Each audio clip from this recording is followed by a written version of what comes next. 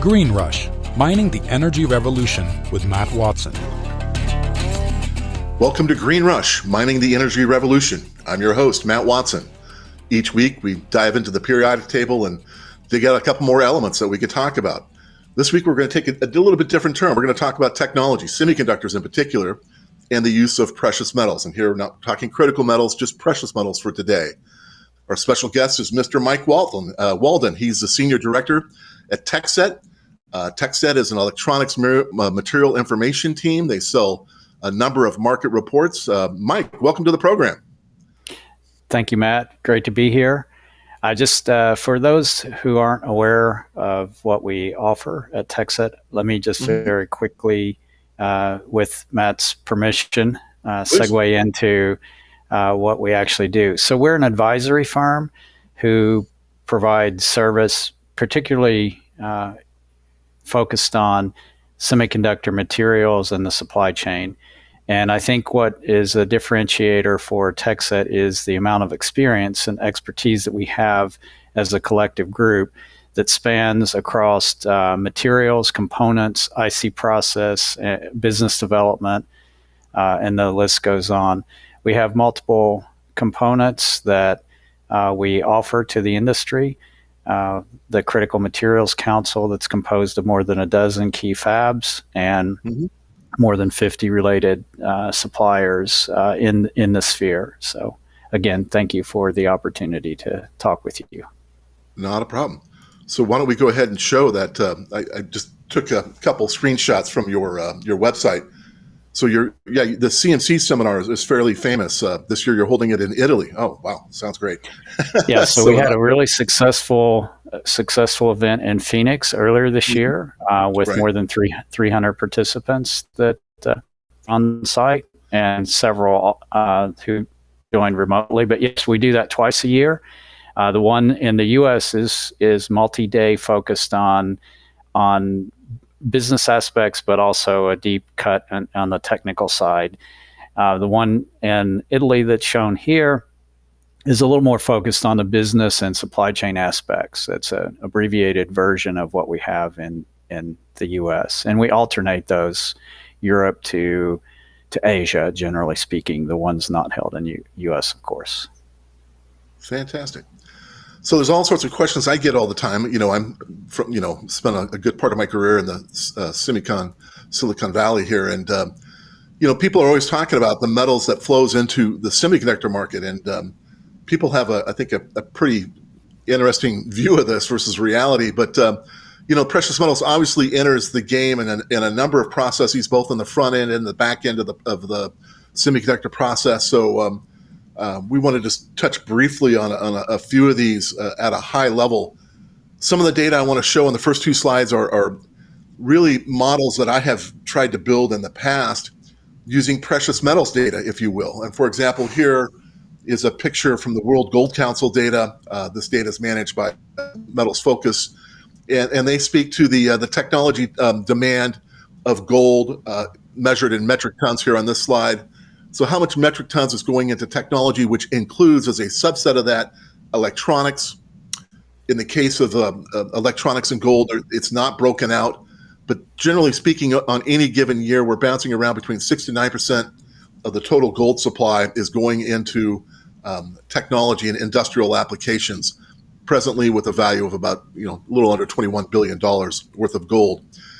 And there's a picture painted here where the gold demands had declined, and now we're kind of seeing a situation where we're seeing a steady state climb. I contend this has to do with bonding wire, one of the primary products we'll talk about, a decline and a design thrifting away from gold that was kind of huge, I think, in this picture of the gold decline here. But now we're at a state where I think we're going to see the value of the gold going into semiconductor climbing over time. And then conversely, the same sort of data, but now on silver, also from Metals Focus and if you look at the historical reports here for electronics, electrical and electronics, clearly the picture has been one where it is climbing in metric tonnage year over year. And so metric tons on the left and billions of dollars of spend on the right. So here's another $8 billion in silver.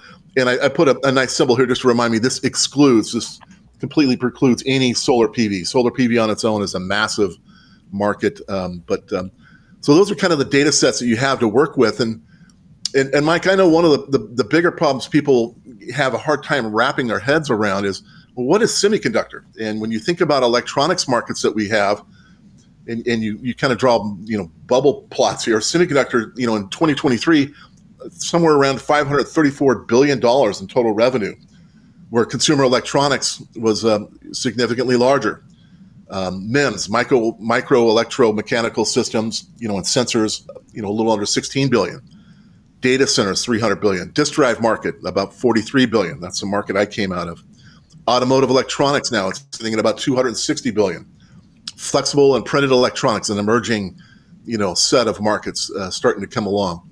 And so when we're talking semiconductor, we're literally just talking semiconductor. And even though there's some overlap into these other areas, I just wanted to distinguish that.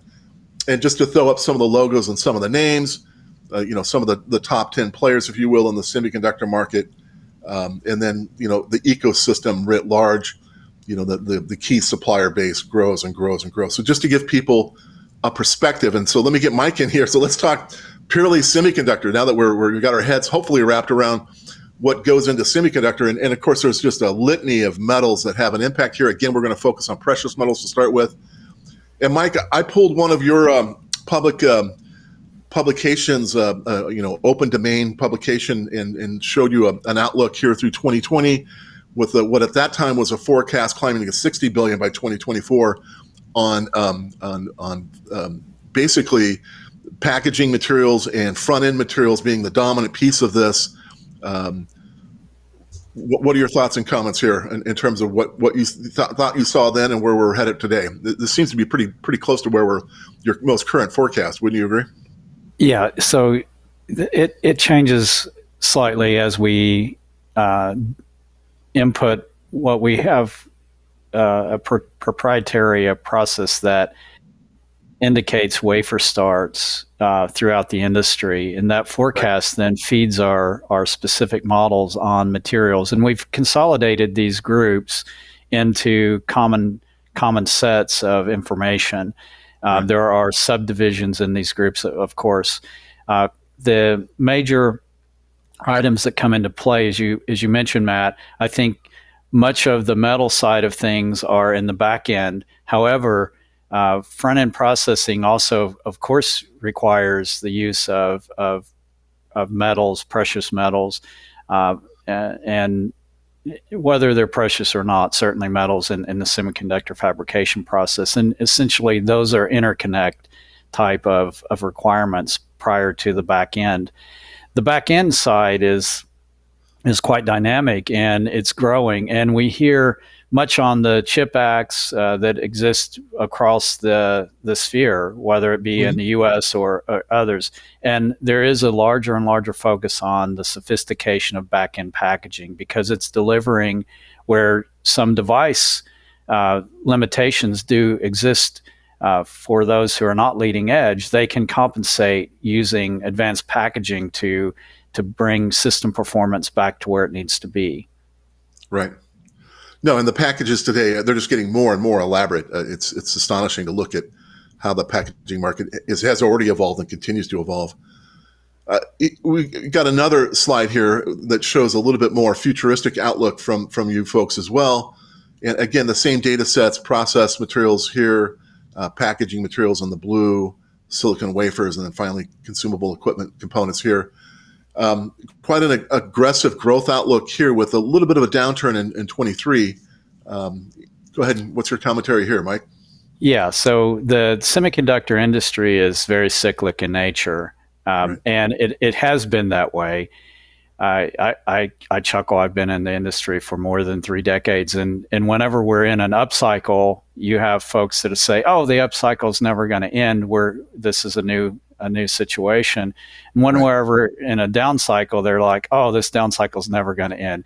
Good news is both actually do exist, upsides, downsides, and we as an industry have grown. So what you see there in 2023 certainly was a correction. And we actually do expect cyclicality to continue. It will always exist. And what that does it drives wafer starts, which drive material consumption, et cetera. So we expect to see the ebbs and flows of that as we move forward. But generally, if you go from left to right, in this case, you can't see left to right in the orientation of the graph. But if you think of a left to right configuration like the previous graph, Yep. you can draw one consensus. That is, from left to right, it continues an upward trend, and that's what we fully expect. We don't think we're going to hit the $1 billion mark by 2028, but certainly getting closer and closer to that mark. Fantastic. And, so my approach, being largely a precious metals guy for the largest part of my career here, I always try to do little cheats. How can I try to triangulate what the precious metal spend is? And I try to triangulate it as a percent of the industry total revenue. And here's a depiction. Historical data here was all Gartner data, but then this forward-looking projection is McKinsey and Semi forecast that came out fairly recently, showing that we're going to hit $1 trillion total revenue for the market by no later than 2030. Now, this is a TECHCET data. How does this compare to your data? Yeah, so we base our information on historic trends as well as current information feeding into, again, a set of models. We differ slightly in a couple of points on that graph that you're showing. Number one, the forecast that's shown here is up, up, up, up, up. Right. And while we agree the trend is up, we do not think every single year between this forecast period is going to be up. Actually, 2027, we're going to see moderation in 2026. 2025 is going to be huge, in our opinion. Yep. 2024 up, 2025 huge. 2026 is going to moderate, 2027 go down. We think that $1 trillion magic barrier is going to be penetrated probably around 2033, about 3 years past this, possibly 2032, but we aren't quite as bullish, and we don't see a 2030 number of 1 trillion at this stage. So I'm curious about your thoughts relative to AI and its influence in this. So, obviously we're seeing some huge gross margins here early with NVIDIA on its AI contribution. You would expect that to taper off a bit as competition grows, wouldn't you? Well, there is a tremendous hype cycle. Anything that has AI attached to it is driving, the market insane, essentially. I mean, there's a tremendous focus on capturing the opportunities that exist, and there are huge opportunities.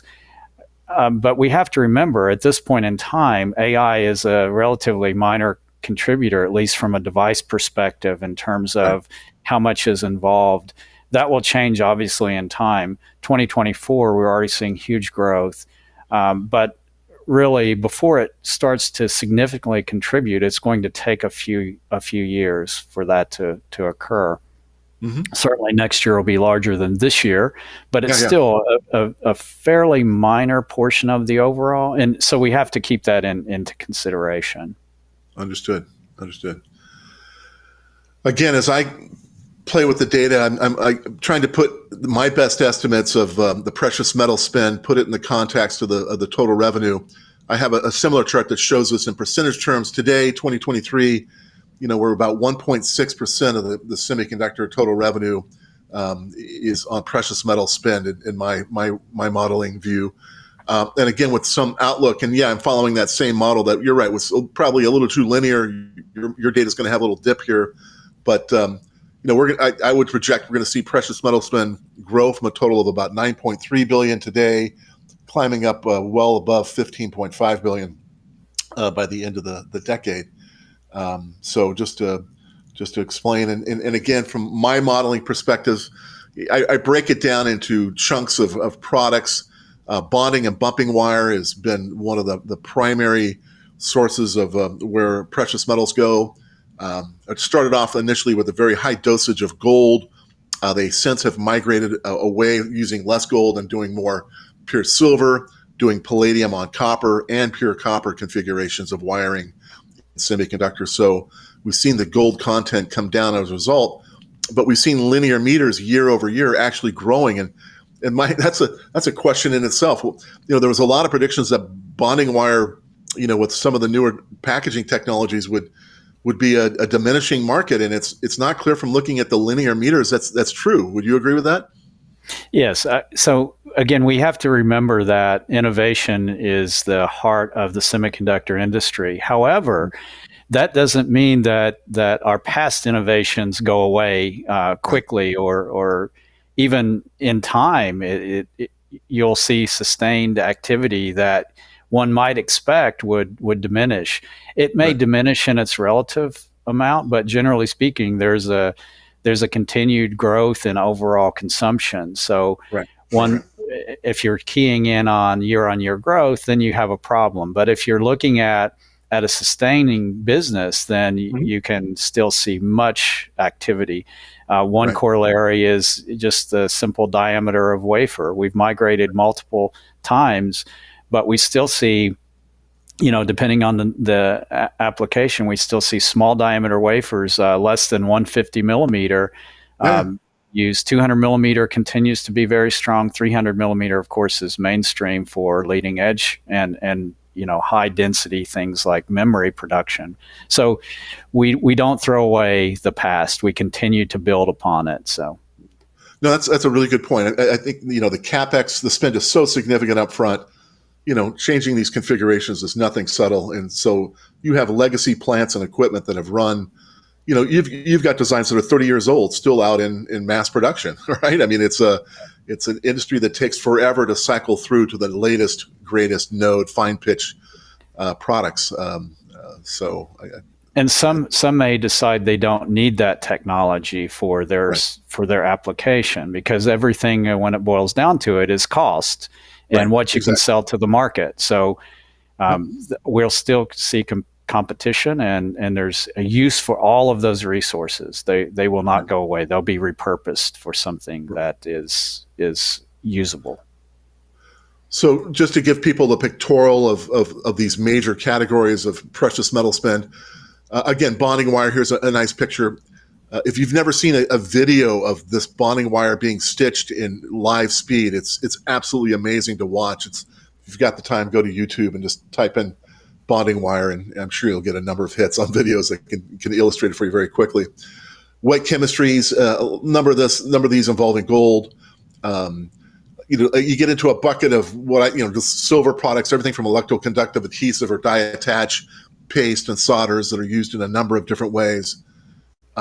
Lids and preforms, number 4, number 7, lids and preforms. Again, some of this complex packaging that we're talking about, atomic layer deposition or chemical vapor deposition, or metal organic, CVD type of products. And then the PVD targets. This is more my background. It's more in the target space. But there's, a number. So there's some 2,000 gold targets a year that feed the semiconductor industry. So these are the forms, I think, of some of the primary precious metals products that are used in the semiconductor fab. Do you see any exceptions or glaring errors here, Mike? No, that's a good cross section. I think the one point that I would add here is that each of these have a unique place within the sphere of semiconductor manufacturing, and the function, while it may be similar, there's a unique opportunity for each of these materials to be utilized, and they vary with some internal device connectivity versus external device connectivity. So if I were to categorize, I would break those into those two sets. But you've captured a very good set of information there, and I believe that's a complete list. Yeah. And you said something early on that I let go, and I should probably emphasize, but it's all about the interconnect. It's all about the electrical interconnect, whether it be on a printed circuit board or mounting of a device onto a board, or a complex package onto a larger system.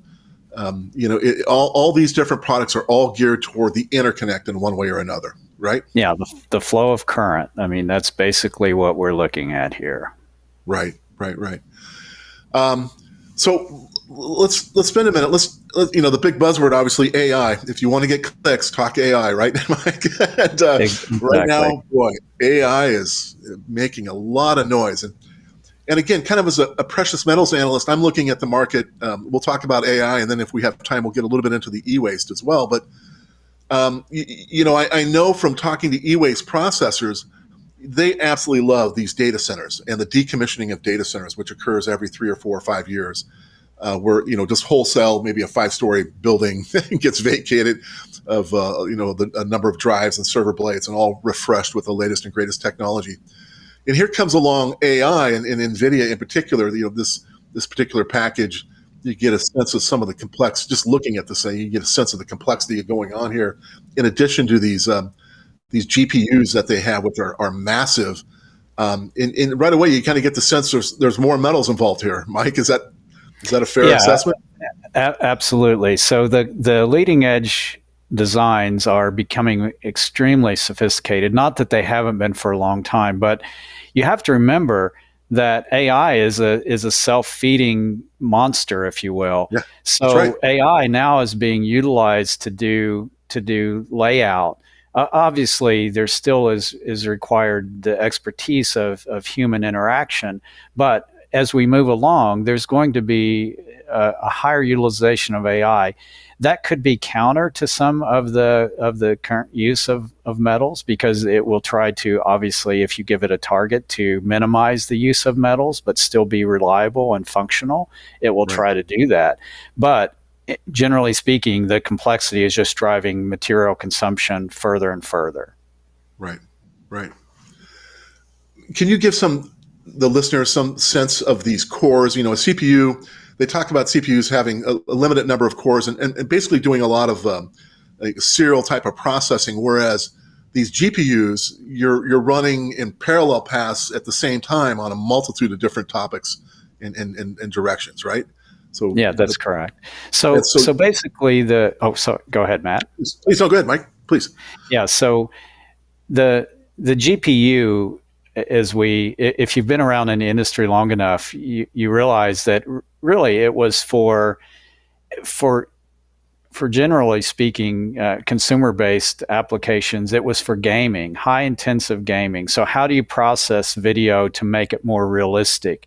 And in order to do that, you had to have massively parallel flows of vector handling, et cetera, for getting the realism and improving the overall resolution of the graphics. So it became, just as a default, basically a massively parallel structure. And it didn't take long for people to start to realize, wait a minute, this has much more processing capability than simply using for graphics applications. And the early incarnations were to roll those out for very high performance mainframe type applications, where you had intense amount of information that you needed to process quickly and accurately. And they started to be used for things like weather predictions, et cetera, early on.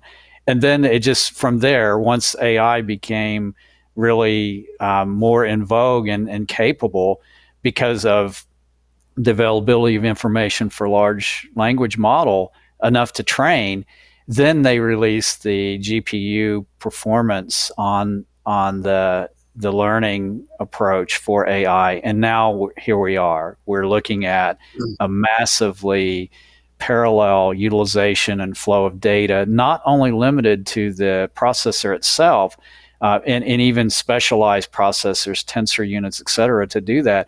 You're also looking at where's the information coming from? You need this so-called high bandwidth memory that's been around for a number of years, but now it's coming into its vogue, and we'll see that essentially, people who are producing that type of memory are sold out through 2025. Right. Now, is that categories like MRAM, SST, MRAM, and so DRAM is primary in focus, and these are extremely broad data buses that have to handle, as you can imagine, you don't want to limit the processor speed by the amount of information that can flow to and from the processor. So these are normally DRAM based, but there other forms of memory are also being utilized for benefiting, boosting the performance of that overall AI system. Right. And I think even power consumption as well. Some of the non-volatile or lower power consumption as well. So absolutely. And power is a huge issue for data centers, and particularly with AI. AI is power hungry, but again, there's hopes that it will be able to be used to increase the efficiency of those designs, the cooling systems, et cetera. And new materials are being brought in to try to help combat some of that less than optimal energy efficiency. Fantastic. Now, I thought it was interesting. NVIDIA, they're going to deliver about 100,000 AI server platforms this year, but they're targeting doing 1.5 million by 2027. Today, the price tag of this system is $40,000. So just to give you some commercial aspects to the scale of this. So yeah, it's pretty amazing. It is amazing. It absolutely is amazing. And then the AI picture, just, thinking about it just from a data center perspective, so on my program, I'm talking about the implications of metals and critical minerals and the clean energy transition. And here we are, we've got some 8,000 data centers globally, and about 40% of these are in the U.S. And the target, they want to have 40% of the data centers to be AI capable by 2035 at the latest. Well, my goodness, and we're on this big CAGR already with adding data centers like it's nobody's business. And suddenly there's a big power concern. It ends up these AI data centers, I'm told, can have anywhere from a 10x to 30x multiple in power consumption. When they go into this learning mode, you're basically activating an entire data center is humming with the and so the power draw plus the additional aircon required to keep the data center cool drives a very high energy use. And a lot of articles talking about, we're a little bit over 500 terawatt hours of global data center energy demand. That's about 1.6% of the global grid today.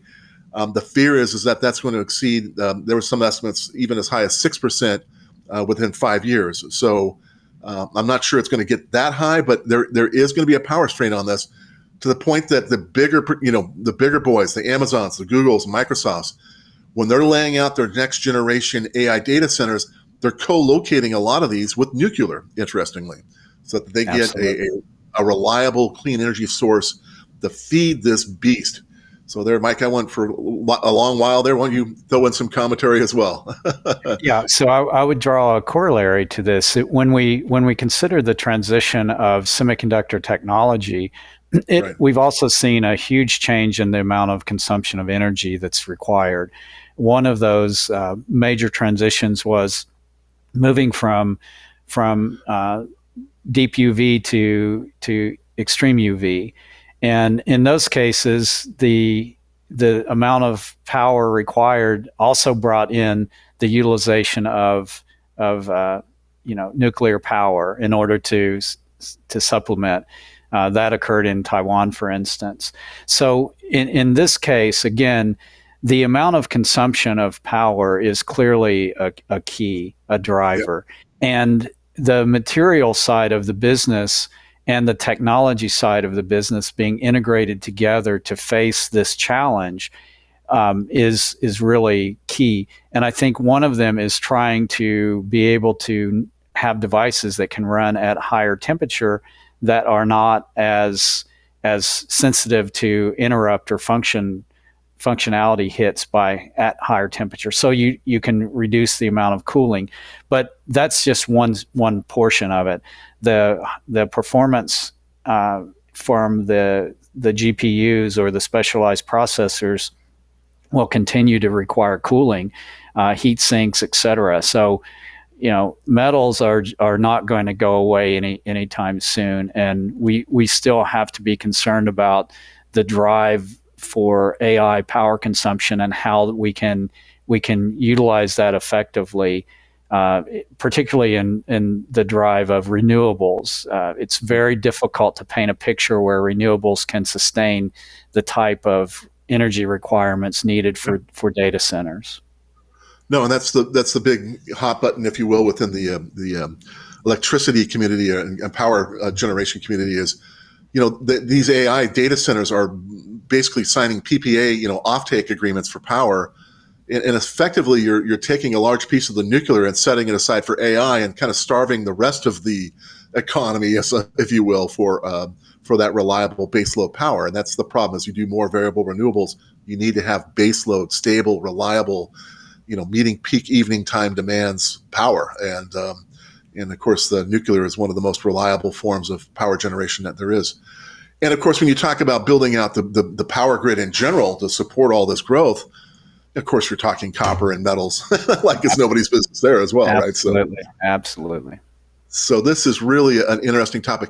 I was going to go off, so I'm the old hard drive guy, Mike, and there's still a discussion going on, I know, within Seagate about solid state drives that are built with these, with flash memory versus SSDs built with flash memory versus rotatable hard drives, which are lower power consuming and run a little bit cooler than the SSDs. So there's still an argument that's being made for rotatables. What's your take on that landscape?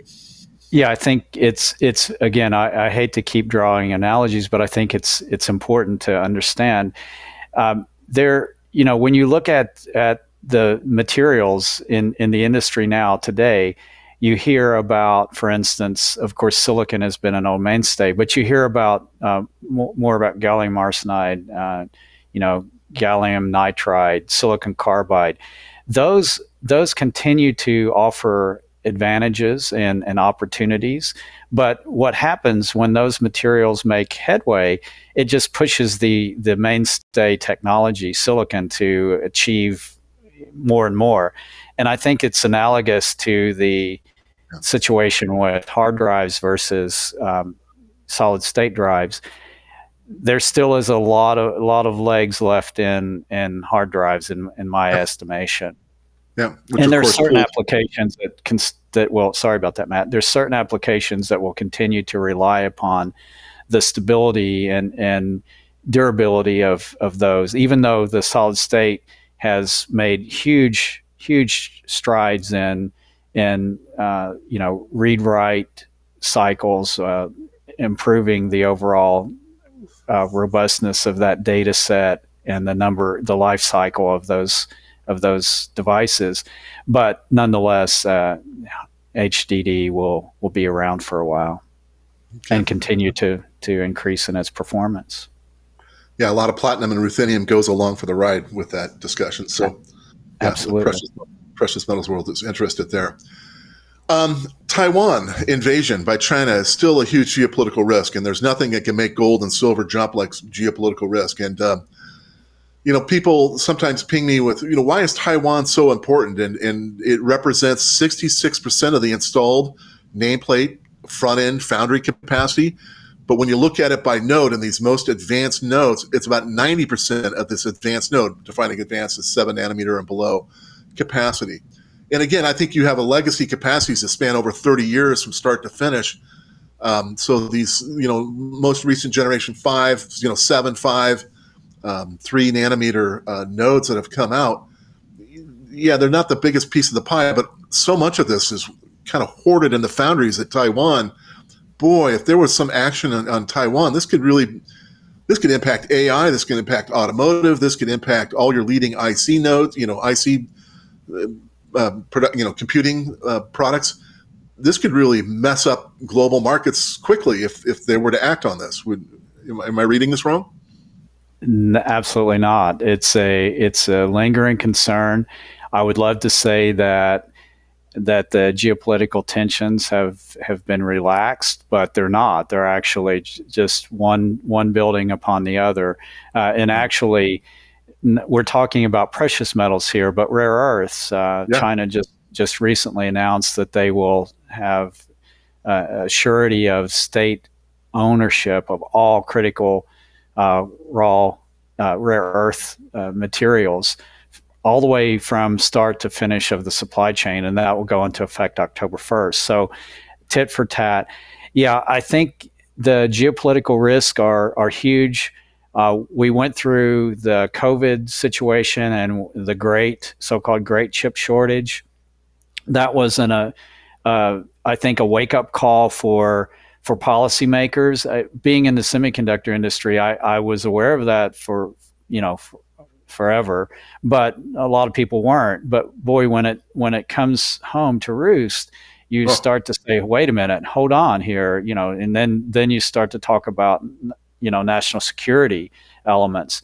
So another component of that is business continuity planning. And now, as a result of what we tasted from COVID and the supply chain smash up that we had, there are steps being taken to hopefully reduce the exposure that exists, particularly in those hotbeds of geopolitical conflict that can arise. So TSMC, for instance, is working with multiple countries to install leading edge type of foundry capacity in those countries. That includes, of course, other parts of Asia, Europe, and the United States, of course. So those will help in time, but boy, it is a tense moment at this point, and I agree. It's something we can't forget. We got to keep it sort of in the back of our minds.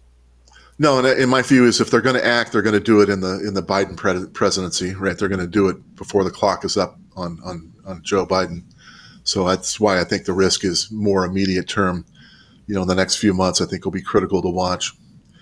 Hey, real quickly, we're running out of time, but I want to just touch on e-waste. And, e-waste, quite frankly, there's a lot of targeting that goes on. The guys that process e-waste, they're very gold-centric. They're hunting for the gold. And so printed circuit cards, some of these more complex packages, the bonding wire, and certain memory components are known to have the highest loadings. That's what they're after. And yet when you talk about e-waste as a grandiose topic, we know there's huge amounts of metric tons being generated globally. And we believe our e-waste recycling trajectory looks like this. We're only going to be capturing less than 20% globally. Europe does a good job. They're over 40% collection, but the rest of the world is sitting around closer to 10% collection. So there's still opportunities to increase collection. Just very quickly, small equipment, everything from vacuum cleaners, microwaves, to larger appliances, to temperature exchange equipment, screens and monitors, of course, small IT and, mobile, phones like I have in my nightstand and just accumulating my own e-waste pile and lamps. So, all these things are targeted, but trust me, when I kind of describe the process to you, again, it's all a hunt for where are the printed circuit cards and the ICs that have the content. They know what they're after. And it's a very interesting ecosystem where, you look at the calculations here of, some huge amount of tonnage to start with, and you funnel this thing down and you pop out about 1,400 metric tons of precious metals at the end of the day, come out the end of the pipe and are reusable through about 10 smelters globally. So there's really a paring down in this funnel size to a select number of people. And just to throw the results at you, so in terms of valuation of what comes out the end of the pipe, gold, of course, is the key output that they're hunting. Lots of copper comes out in the mix. People like Arubis and other copper recyclers are very much in the game. Palladium, there's some plastics that do get recycled. There's certain types of plastics that can be recycled.